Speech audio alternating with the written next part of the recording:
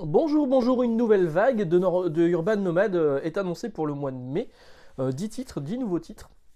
Avec quelques surprises, alors pour rien vous cacher, ces titres-là, on les avait plus ou moins vus passer en librairie.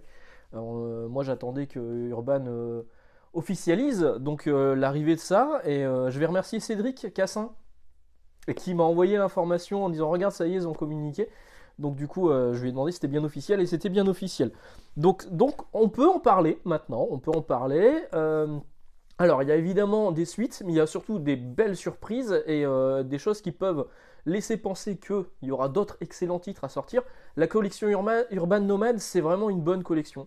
Alors effectivement, c'est des formats un peu plus petits. J'en ai un, je sais plus où non, je l'ai laissé là-bas, pardon. C'est des formats un peu plus petits, ok. Parfois sur certains titres, c'est un peu compliqué, notamment sur Watchmen où il y a beaucoup de texte, c'est un peu chiant à lire.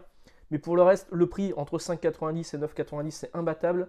Euh, c'est du format souple, vous pouvez le mettre, le transporter partout. C'est vraiment la bonne idée de chez Urban. Et l'avantage, c'est que c'est une collection qui se veut pérenne. Alors, je dis pas que dans 5 ans, vous allez pouvoir retrouver les premiers titres sortis. C'est pas ce que je dis, mais c'est une collection qui se veut pas en one shot. Il n'y aura pas juste un tirage et on n'en parle plus, comme peut faire Panini avec les collections été, les collections Spider-Man, machin, tout ça. Où au bout d'un moment, bah, vous pouvez plus les avoir et il faut vous reporter sur des éditions plus chères et plus quali aussi, il faut le dire. Non, là c'est vraiment une collection qui se veut pérenne, donc une série que vous commencez dans la collection Urban Nomad, vous allez pouvoir lire la suite dans la collection Urban Nomad. La preuve, c'est Fable 4 qui sortira donc au mois de mai pour 9,90€. On a déjà eu les 3 premiers dans les 2 premières vagues. On aura également Transmétropolitan numéro 4, pareil, quatrième tome, 7,90€ pour celui-ci. On aura Y le dernier homme, voilà, donc ça moi je l'ai en VO. Toujours fortement recommandé. Fable et Transmettre, je me prononce pas parce que c'est. Transmettre, j'ai essayé, j'ai pas accroché. Ça n'enlève rien à la qualité du récit. Fable, c'est vraiment pas mon délire non plus. Mais Y le dernier homme, ça je l'ai lu, je l'ai dévoré, je l'ai relu plusieurs fois. C'est vraiment très très bien, je vous le recommande fortement. Les 2 premiers tomes étaient sortis sur la deuxième vague. Le troisième tome arrive au mois de mai donc pour 7,90€. Franchement, ne passez pas à côté, c'est une excellente série par l'auteur de Saga. Effectivement, Saga, c'est sa série actuelle dont le numéro 11 vient de ressortir chez Urban. Vient de sortir chez Urban. Alors, toujours dans les suites, la Justice League de Geoff Johns numéro 2. Le premier était un gros volume qui reprenait les 2 premiers volumes sortis à l'époque, au tout début d'Urban Comics, dans ses premières années. Moi, je les avais achetés à l'époque. Donc, c'est a priori, d'après l'image qu'on a vue sur ce Justice League tome 2 chez Urban Nomad, ça reprend ce qu'il y aura dans ce numéro 3 et à mon avis ce qu'il y a dans le numéro 4 de Justice League quand ils étaient sortis en séparé. Excellente série, si vous voulez découvrir la Justice League, Geoff Johns redémarrait de zéro, c'était hyper bien. En dessin, on a du Ivan Rice, du Paul Pétier et du Tony Daniel. C'est un régal, c'est l'histoire avec le trône d'Atlantis, donc on a quelques épisodes d'Aquaman en bonus dedans. Et bah, c'est très très bien. La Justice League de Geoff Johns, ça fait partie des meilleures lectures que j'ai eues sur la Justice League, sur la JLA de ma vie. Ouais, j'adore la Justice League de Geoff Johns, c'est trop bien. Tout comme Green Lantern de Geoff Johns, c'est excellent. Autre titre, Justice League annoncé. Donc je vous avais pas dit, mais le tome 2 de la Justice League de Geoff Johns, ce sera aussi un gros pavé, il sera à 9,90€. Autre titre annoncé toujours dans la Justice League, c'est celui-ci. Non, je déconne. Ah oui, je vous ai déjà fait la blague, c'est pas grave. Je recycle mes vannes. Je peux encore vous faire la vanne avec ça, mais alors là, pour trouver un titre qui ressemble à ça, ça va être compliqué. Donc, c'est non pas la Ligue de Justice, une ligue divisée, mais la crise d'identité, Justice League crise d'identité, avec aussi une ligue divisée du coup à l'intérieur.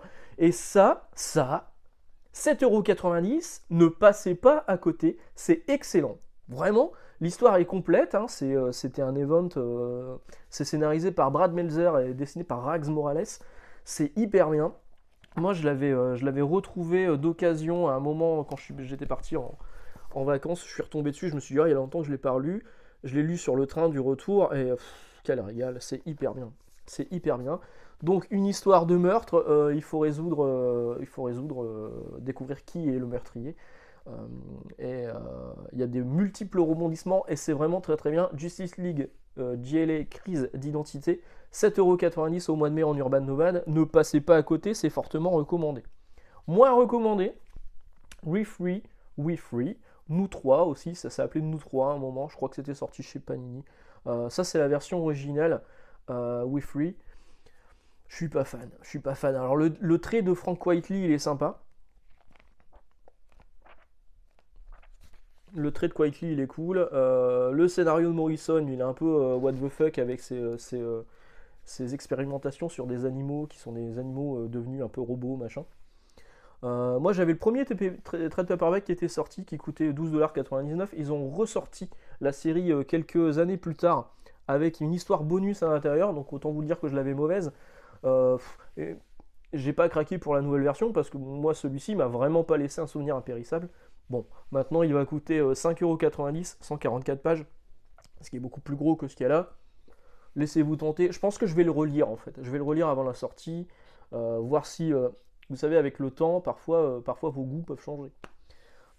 Moi, à l'époque, Grant Morrison, j'aimais pas du tout. Finalement, après relecture des X-Men de Grant Morrison, j'ai trouvé ça très très bien. Donc peut-être que maintenant, je trouvais ça bien. On en reparlera à ce moment-là. Donc oui, 5,90€, 144 pages. C'est pas celui vers lequel je me tournerai tout de suite. Par contre, là, je vais vous le reco fortement. 5,90€, pareil, 144 pages. Pride of Baghdad par Brian Kevogan. Alors, c'est pas Pride of Baghdad en français, je sais plus le titre. Et par Nico Henrichon. En plus de ça, Nico Henrichon, il fait souvent des dates.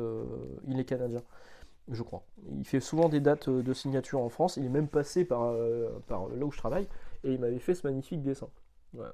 D'un chevalier Jedi avec une tête de lion. Il était passé en 2010. Ça date, hein. Première année d'ouverture de ma librairie. Voilà, donc ça c'est vraiment très très bien. C'est donc, ça se passe à Bagdad, il y a eu la guerre, tout est démoli, les animaux du zoo se sauvent et on voit comment ils se baladent dans la ville et vont essayer de survivre à ce qui s'est passé. C'est très très bien, c'est très très beau. Vraiment, je recommande fortement. 5,90€, ne passez pas à côté. Pride of Baghdad, c'est très très bon. Ensuite, qu'est-ce qu'on a encore? On a Superman All-Star Superman par Grant Morrison. Voilà, je vous en ai parlé tout à l'heure, Grant Morrison et Frank Whiteley, comme pour Free du coup au dessin. Je suis pas fan du All-Star Superman. L'histoire de base, c'est que Superman se rend compte que il va mourir, il lui reste un an avant de mourir. Et j'ai pas surkiffé. Alors, il y a beaucoup de monde qui adore cette histoire de Superman. Perso, c'est pas mon cas. Quel bordel. Quel bordel. Je sais plus comment ça se lit. Ouais, ça doit être comme ça. Moi, j'ai les premières éditions qui étaient parues chez Panini. Donc, il y a eu un numéro 1 que vous avez là. Cette couverture, elle est emblématique, elle est mythique. Hein, elle est très très connue.